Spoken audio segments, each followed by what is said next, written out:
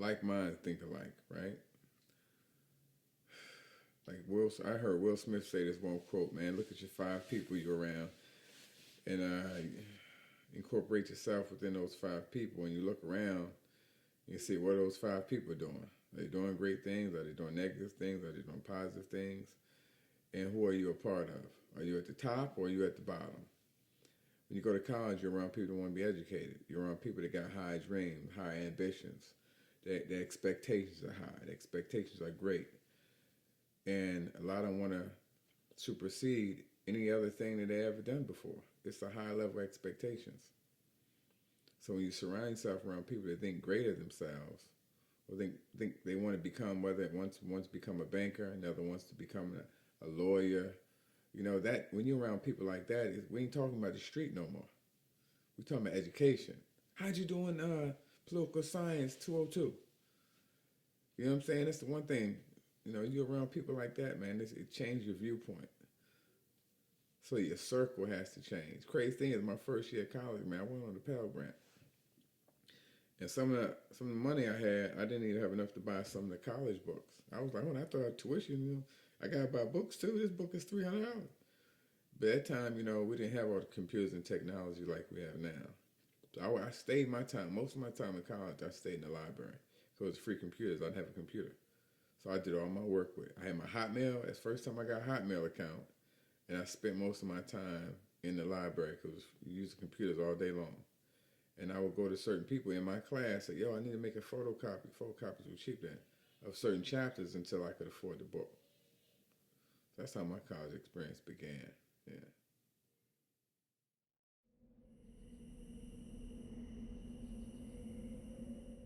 I got one real quick. Before I went to college, I wanted to be a barber. I always hung around the barber shop. If you want to know everything, just hang around the barber shop, right? So I grew up in the barber shop. And I looked at how the old guys, they were well informed with everything that was going on. So I said, I wanted to be a master barber. That's what I wanted to be. I wanted to be a master barber and have a barber shop. And it would change my perspective as my sister. She went to college at Virginia State University, right? And her boyfriend went to Hampton. My sister was always intelligent, always smart as a mammy jammy. And when I went to their homecoming in Virginia State, I was like, yo, then my other cousin from Brooklyn was going there too. He actually was the one that started managing Dow's Effects. So anyway, long story short, I went down there. I was like, yo, this is how college life is. Wow. I wanted that experience made me feel good. How the college kids, they wanted more for themselves. And just to surround around people. They had fun in college too. Now they were getting educated, but they had fun. But it was a different group of people versus being around people from the street. And I wanted to become a part of it. And I looked up to my sister, and she felt good. She wanted to get educated. She was very ambitious, and that's what made me really want to go to college.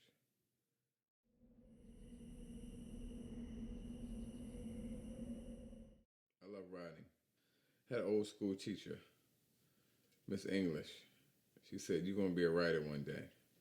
You have a beautiful mind. You have a wonderful mind. You have a great imagination." I write little short stories. I'll never forget I wrote a short story about an egg, and she would always influence me to write. I used to write songs, poetry, things of that nature. So I went to college to be an English major. That was my purpose. I said I'm gonna go be a school teacher, something like that, or a professor at college. So I went for English because my mom will always be going to Catholic school. Mom, no, you got to say that word correctly, and pronounce your words correctly, things like that. So she was always on English, the language, everything about English, man. Writing, the capabilities, using conjunction, right? Nouns, pronouns. So I ended up falling in love with English because I like writing stories. So English was my major until I took this professor that taught me about political science. And he taught me so much about political science. I started looking into the legislature, the three branches, every single thing. And I wanted to be a lobbyist. I look how the lobbyists move. So that was one of my things. And then banking. It comes back to money, man. Always come back to money sometimes. But yeah, that was my college experience, man. That's what I wanted.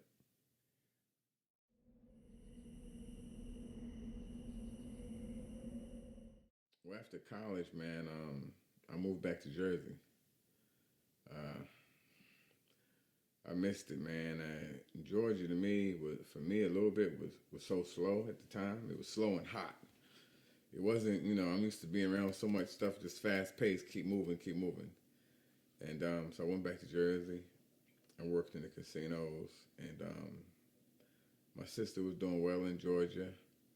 She graduated college. My other young sister was doing well, and then I missed my mom. They kept calling, "When you coming back? When you coming back?" And I ended up moving back to Georgia. I was trying to do my thing in Jersey. I moved. I didn't go back to the same environment. Had a good job, and but I missed my mother and my sister, so I ended up moving back to Georgia. And that's when I got into banking. So I started doing banking. I worked in hotels, but always my ambition kind of like reverted back to what I really wanted to do, and that was to be a master barber. So I started working in a local barber shop, and then realized these dudes can't cut.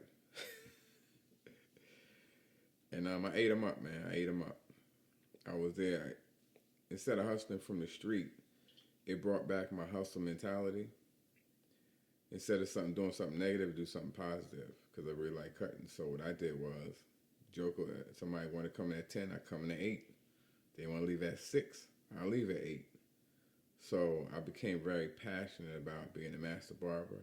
At that point, I wanted to be number one. And I became number one. In the next 2.5 years, I became the best daggone barber in Fayetteville. I still am. I'm the king. But that was I'm joking, but that was one of my experiences, man. It's like when I get into something, so when you say ambition, like what your show is about, chase your ambition. When I'm ambitious, I'm focused. Nothing can stop me. In my mind, you have to build a certain barrier around your mind where you're unstoppable. You have to feel good. You have to be great about yourself. You have to be focused. If you don't think highly of yourself, you're not going to be successful. People can call it anal. They can call it whatever they want to call it. That's because they don't understand. Anything somebody's afraid of and they don't understand it, they try to break it down. But I became very ambitious. I could go to corporate America. I could work in corporate America. I could start a business, be an entrepreneur all day long. That's my background. That's what I'm capable of. But when I actually got a bite of what the market and barbering was in Georgia, I ate it up. I had to have it. And I wanted to be one of the most dominant members, one of the most dominant barbers in the game. And I achieved that goal. And from that, man, I still couldn't get over my writing ability. And I would write little short stories while I was a barber. And then one night I kept listening to V103, The Quiet Storm. I kept listening to little slow jams.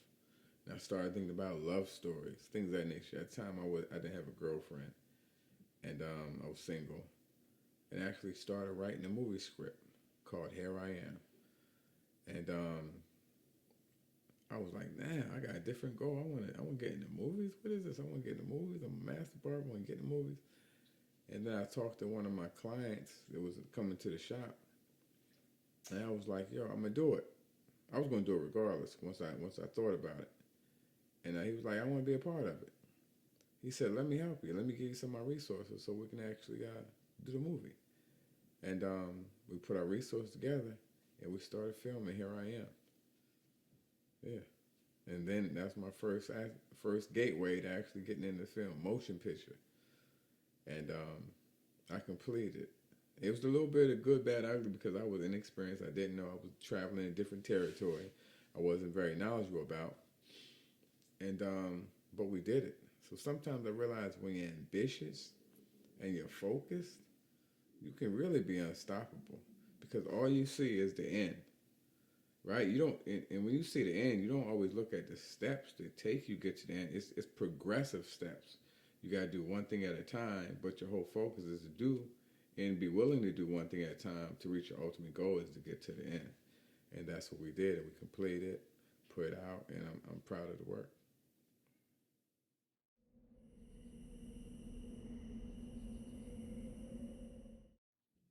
All of it was tough, man. Man, it was rough. But when you love something and you like it and you're passionate, it's rough, but it ain't rough. If that makes sense. We bought a camera, man. We spent thousands to bought a camera. We bought computers. I didn't even know how to upload the videotape to the computer because I was I had to call, hey, how you upload? That was a journey, man. Real quick, how did I write the script? Let me get back how I wrote the script. I just wrote it down. I wrote a character name, and I started writing down what I want him to look like, what I wanted him to say, and then I had to go back and start looking at. I was able to download other scripts online, other different movie scripts online from other great movies. Aaron Brockovich, The Godfather. Then I looked at animation. I just wanted to get the format done, and once I did that, I was able to print out my script. So long story short, that's a whole experience. It's a journey. It's an experience. Woo, man. That's some trials and tribulations doing the picture. If anybody do a motion picture, I got mad respect for them because it's a lot of work. Well, some of the trials and tribulations was we got the financing together. We pulled it together a little bit. We didn't have everything we needed. We knew that, but we wanted to get started. And so we had to go look and secure locations, right? So if you're going to film, you got to get locations. We went to Medicalford Plaza, libraries. We asked the people, borrow people's mansions, cars, used our credit card to get clothes. It was it was testy. And somewhat disappointing to a little bit, you know. Because doing a movie, man, doing a motion picture is a collaborative effort, which means you need everybody's effort and everybody to be on the same page. You get actors that come in, actors that drop out. Wow, man, you got me thinking about that. It was, I had to be focused to complete this project, man, because, even to secure like club scenes, man, we would talk to different clubs. A lot of people would turn us down, and we found one guy, Corey, that actually let us shoot in his club.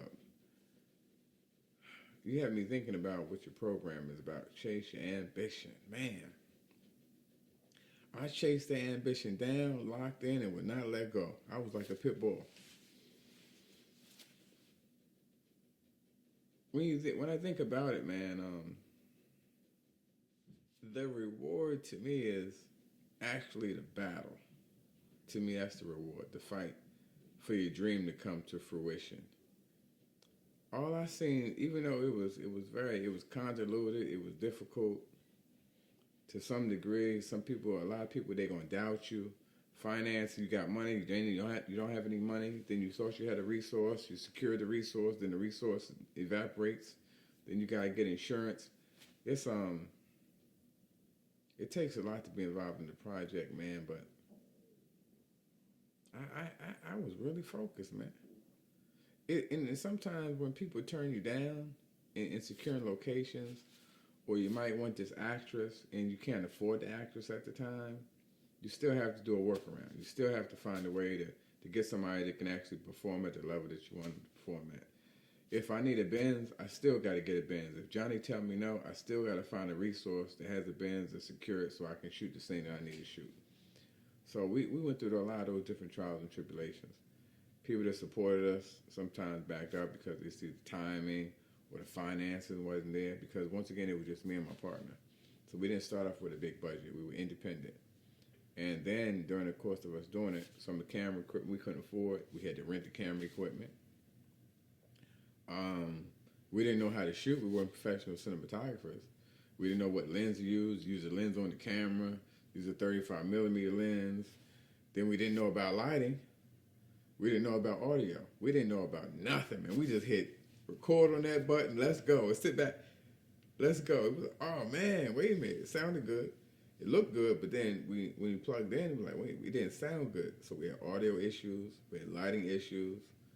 Tech issues.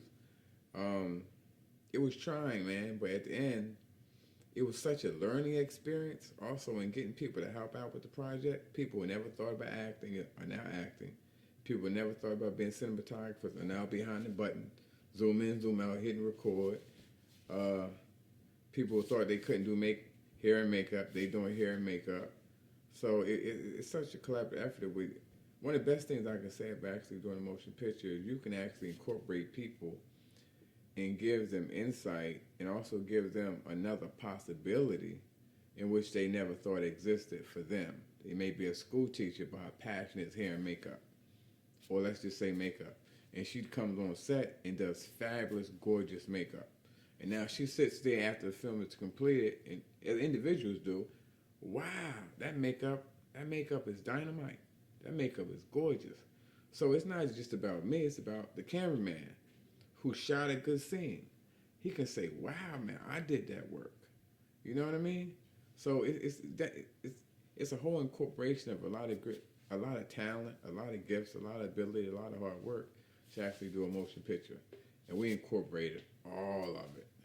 And that's what I'm most proud of, is actually not just seeing the picture all the way through. That was my goal, to see it completed, but to see how it was so impactful, and the story itself that we did Here I Am. It was how it's so impactful. That's what I get delight in.